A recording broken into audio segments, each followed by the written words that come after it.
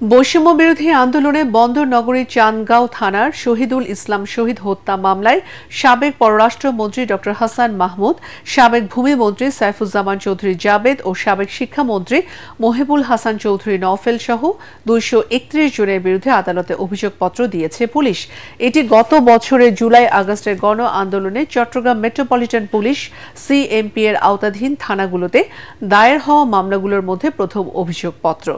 গত 30 জুলাই বুধবার মামলার তদন্ত কর্মকর্তা চান্দগাঁও থানার উপপরিদর্শক নুরুল হক আদালতে প্রসিকিউশন শাখায় অভিযোগপত্র জমা দেন।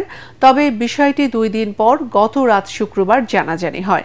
2024 সালে 3 আগস্ট সন্ধ্যায় নগরের বহদ্দারহাটে বৈষম্য বিরোধী আন্দোলনকারীদের সঙ্গে আওয়ামী লীগ সহ সহযোগী সংগঠনগুলোর নেতা কর্মীদের দফায় দফায় সংঘর্ষের ঘটনা ঘটে।